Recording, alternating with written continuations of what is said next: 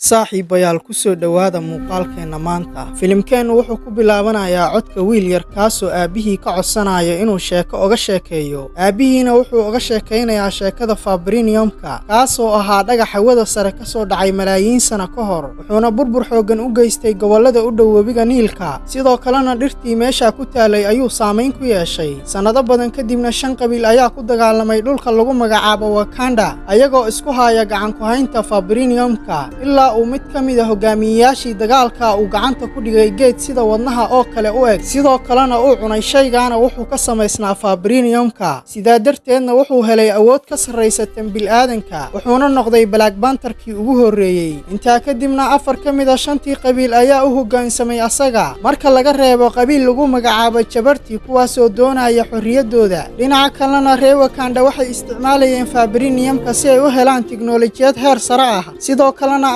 waxay cabsi gelisay wadamadii kale sidaa darteedna waxay qariyeen wax soo saarkoodii ayagoo iska dhigaya wadamada dunida saddexaad ee aan horumarsanayn intaa kadibna sanadii 1992 boqor T'Chaka wuxuu booqday walaalkiis Injabu kaasoo si qarsoodiya uga shaqaynaya Oakland California intaa dabadeedna T'Chaka Injabu wuxuu ku eedeeyay inuu caawiyay ganacsiga suuqa madow taasoo lagu kala iibsanayo fabriniyom laga soo xaday Wakanda balse Injabu saaxiibkii ayaa sheegay inay jirto Wakanda kale oo taasoo uu horay uga shakisnaa T'Chaka jiritaankeeda intaa kadibna Injabu wuu xanaaqay wuxuuna dil ugu hanjabay saaxiibkii Suri intaa dabadeedna T'Chaka wuxuu dilay Injabu si uu u badbaadiyo Suri sidoo kalena wuxuu meesha uga tagay Injabu wiilkiisa oo lagu magacaabo Eric si uu u ilaaliyo dadka reer Wakanda xaqiiqadana ay u ogaadaan isla maalintaana T'Chaka wuxuu dib ugu soo laabtay Wakanda si boqor loogu caleemo saaro isbuuc kadib balse waxaa asaga dilay Helmut oo wajiga soo qarsaday dhinaca kalena wiilka T'Chaka wuxuu ku soo laabtay Wakanda si uu u dhaxlo boqortinimada uu ka dhintay aabihii waqti badan uu la shaqaynaya Okoya kadib taasoo ahayd hogaamisada dumarka ee reer Wakanda sidoo kalena wuxuu rabay inuu dib u soo celiyo jacaylkiisii hore ee Nokia taasoo howlgal qarsoodiya ka haysay keymaha Zambisa ee dalka Nigeria intaa kadibna wiilka wuxuu dib u la midoobay hooyadiisii boqorada ahayd ee Rumanda iyo walaashiisii asaga ka yarayd ee Princess Shuri taasoo maamuleysay tiknoolajiyada boqortooyada intaa dabadeedna intay xafladda caleemo saarka socotay T'Chaka waxaa la cabsiyay wax dareero ah si uu xoog badan u yeesho sidoo kalena uu u difaaco boqortooyadiisa dhinaca kalena hogaamiyaha qabiilka Jabartiga kaasoo lagu magacaabo Umbaku ayaa ku andacoonaya in T'Chaka uusan u qalmin inuu boqor noqdo intaa kadibna labadoodii waxaa dhex maray dagaal adag ugu dambeyntiina dagaalka waxaa ku guuleystay T'Chaka haddana T'Chaka wuxuu noqday boqor buuxa sidoo kalena wuxuu cabay dareero ka samaysan geed sida wadnaha oo kale ah intaa kadibna T'Chaka wuxuu galay hurdo qoto dheer riyadiisana wuxuu ku booqday meero kale si uu aragtida ogala midoobo aabihii kaasoo asaga u sheegay in la taliyihiisa uu qof wanaagsan yahay balse wuxuu uga digay in waqti adag uu ku soo wajahan yahay asaga sidaa darteedna dadka ku hareeraysan ay noqdaan kuwo uu ku kalsoon yahay intaa kadibna T'Chaka wuxuu ka soo toosay riyadiisa isla waqtigaana London waxaa ku kulmaya hogaamiyaha burcadda iyo askari hore oo Black American ah kaasoo la yiraahdo Eric Stevens sidoo kalena askariga wuxuu soo xaday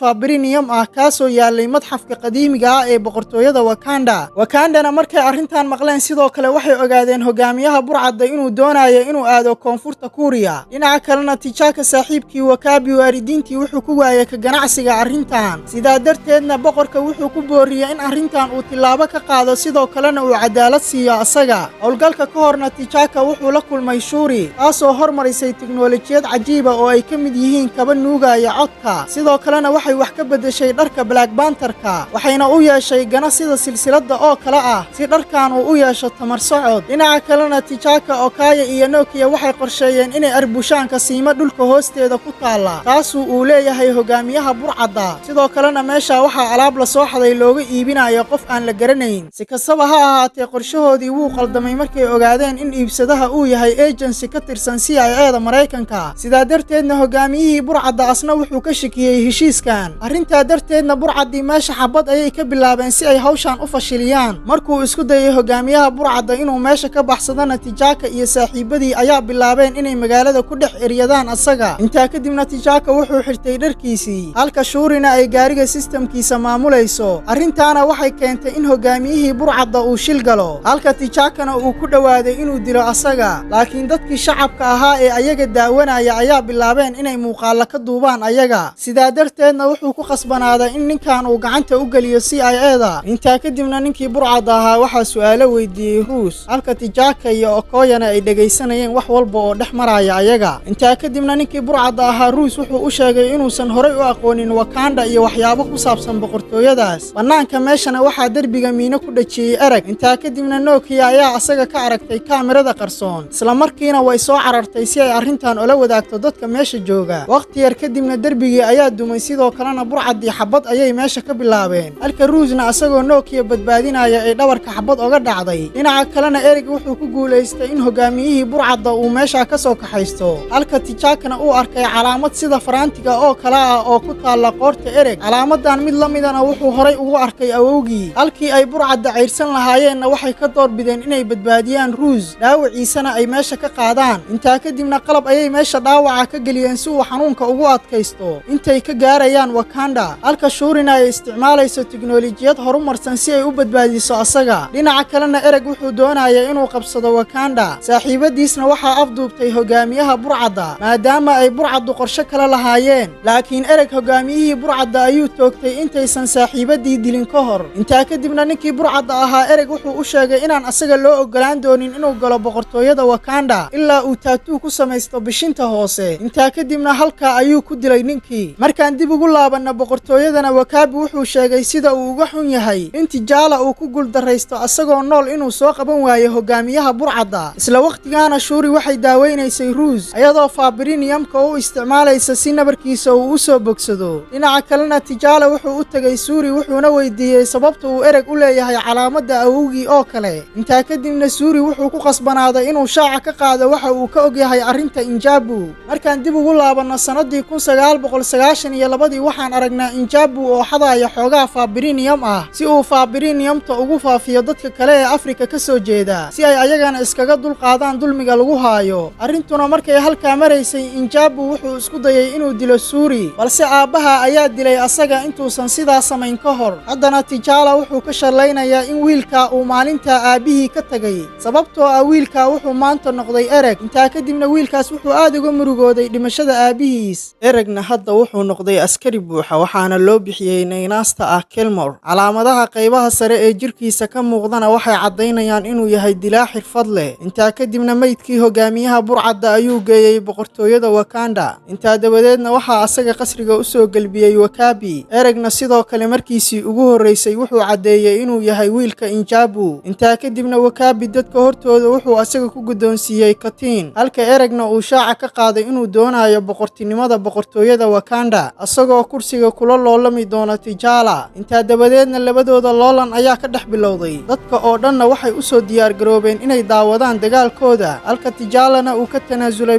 boqortinimadiisa asagoo ilaalinaya caadada qabiilkiisa. markuu dagaalka bilowdayna Ereg si adag ayuu u dagaalamay, wuxuuna ku dhowaaday inuu si fudud uga adkaado T'Challa. intaa kadibna Shuri ayaa joojiyey Ereg asagoo isku dayaya inuu ka badbaadiyo T'Challa, halka Eregna asagoo xanaaqsan uu halkaa ku dilay Shuri, sidoo kalena wuxuu ku adkaaday dagaalka. intaa kadibna T'Challa biyadhaca ayuu ka tuuray. dhinaca kalena Rumanda, Shuri iyo Nokia markay arrintan arkeen aad bay u baqeen, waxayna u malaynayeen in T'Challa uu halkaa ku dhintay. haddana Ereg wuxuu noqday boqorka Wakanda. intaa kadibna waxaa la siiyey geedkii sida wadnaha oo kale u ekaa si uu asaga u yeesho awoodda Black Panther-ka. intaa dabadeedna Ereg wuxuu amray in la gubo dhammaan beeraha ay ka baxayaan geedahan awoodda badan si boqor asaga ka dambeeya uusan u soo bixin, balse Nokia ayaa ku guulaysatay in geedaha qaar ka mida ay kala baxsato meesha. intaa kadibna Nokia, Shuri, Ruus iyo T'Challa hooyadiiba waxay iskaga baxsadeen goobta, waxayna aadeen boqortooyadii reer Jabarti kuwaasoo buuraleyda deganaa. intaa dabadeedna hogaamiyaha qabiilkaas oo lagu magacaabo Imbaku ayay caawinaad weydiisteen. dhinaca kalena Imbaku raggiisa waxay soo qaadeen T'Challa si ay u badbaadiyaan asaga. intaa kadibna mar kale T'Challa dhirtii ayaa la siiyey intaan barafka lagu duugin asaga. wax yar kadibna T'Challa mar kale wuxuu dib ugu soo laabtay caalamkii uu joogay awowgii, wuxuuna meesha kula kulmay ruuxdii aabbihii kaasoo asaga u sheegay in la joogo waqtigii uu la joogi lahaa ayaga. intaa kadibna T'Challa ayaa asaga weydiiyey sababta ay Ereg uga soo tageen dalka Maraykanka markii uu yaraa oo ay guriga boqortooyada u keeni waayeen si uu ula noolaado dadkiisa, halka aabbihiina uu ku andacoonayo dadkiisa reer Wakanda inuu u soo qabtay wax walba uu awooday. laakiin T'Challa ayaa si carale iskaga diiday arrinta, wuxuuna ayaga u sheegay in weligood aysan meeshan qarin doonin, halkaana la iskaga daba imaan doono.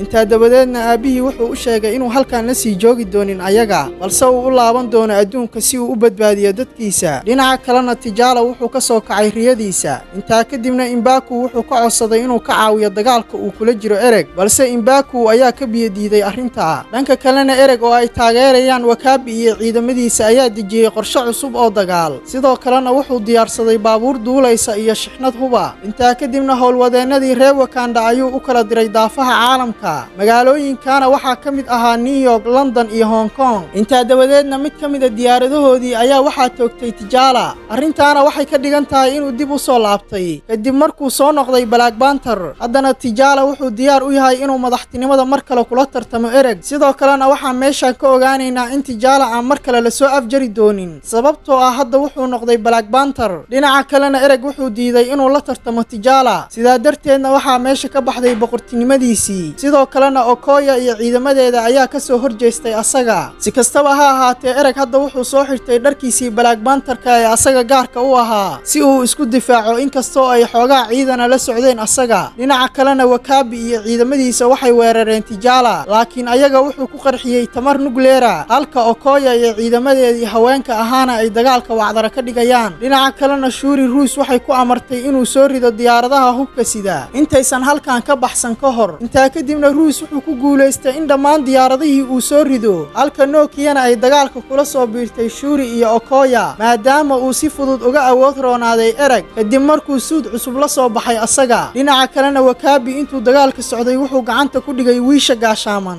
halka T'Challana asagoo ay xaaladda ku xun tahay ay goobta yimaadeen Mbaku iyo qabiilkiisa si ay u caawiyaan asaga. mid ka mid ah bahalladana wuxuu ku dhawaaday inuu dilo Mbaku balse Okoya ayaa joojisay ayada. sidoo kalena Wakabi iyo askartiisa waxay ku qasabtay inay isdhiibaan ayaga. dhinaca kalena Ereg markuu doonayo inuu dilo Shuri waxaa ayada badbaadiyey T'Challa. sidoo kalena meel dheer ayay iskala dhaceen labadooda. intaa dabadeedna labadooda intay wada dagaalamayeen Vibranium-ka ayay wax soo gaareen. intaa kadibna meesha dhulgariir ayaa ka dhacay. arrintaana waxay keentay inay daciifto awoodda Ereg halka T'Challana asagoo fursadda ka faa'iidaysanaya uu ka adkaaday Ereg asagoo wadnaha waran uga muday. dhanka kalena Ereg markuu dhimanayo wuxuu aad uga xumaaday inuu calfan waayo xukunka Wakanda. intaa dabadeedna T'Challa ayaa Ereg ka codsaday inuu fursad labaad siiyo asaga balse wuu ka diiday arrinta. intaa kadibna Ereg asna wuxuu codsaday in meydkiisa lagu aaso meeshii horay loogu aasay awoowayaashii sababtoo ah Ereg wuxuu ogaa in dhimashadu ay uga wanaagsan tahay addoonsiga. intaa kadibna warankii ayuu iska siibay halkaa ayuuna ku dhintay. dhinaca kalena guushaan weyn kadib T'Challa wuxuu dib u helay boqortinimadiisii halka Mbakuna uu ku abaalmariyey in qabiilkiisa uu ku matalo golaha dhexe ee boqortooyada. intaa dabadeedna T'Challa, Shuri iyo Okoya waxay wada go'aansadeen inay iibiyaan dhismihii uu horay u degnaa Ereg. sidoo kalena labadii dhisme ee ku xigay waxaa laga dhigay safaaradda boqortooyada Wakanda ay ku leedahay dalka Mareykanka. halkaana boqortooyada waxaa uga howlgali doona Nokia iyo Shuri. intaa kadibna diyaaradahoodii ayay soo dejiyeen. carruurtii meeshaa joogtana markay arrintan arkeen aad bay ula yaabeen. mid ka mid ah carruurta ayaana T'Challa weydiiyey qofka uu yahay asaga. muuqaalka xigana waxaan aragnaa T'Challa oo shirka qaramada midooba ka qayb galayo asagoo ay la socdaan Nokia, Shuri iyo Okoya. meeshaana wuxuu daaha uga qaaday inuu qorsheynayo in khayraadka Wakanda loo soo bandhiga adduunka iyo rajada uu ka qabo adduunka intiisa kale inay wada shaqayn la yeelato boqortooyadiisa. muuqaalka ugu dambeeya ee filimkeenana waxaan aragnaa 3 ka mid ah carruurta reer Wakanda kuwaasoo Shuri u soo kala cararaya. Shurina waxay ayaga ku amartay inaysan qofna dhibin ayaga. filimkeenina meesha ayuu ku soo dhamaaday. haddii aad nala soo gaartay dhammaadka muuqaalkan fadlan muuqaalkeena like saar sidoo kalena channelkeena ku soo biiro subscribe dheh. waa ku mahadsan tahay la joogistaada.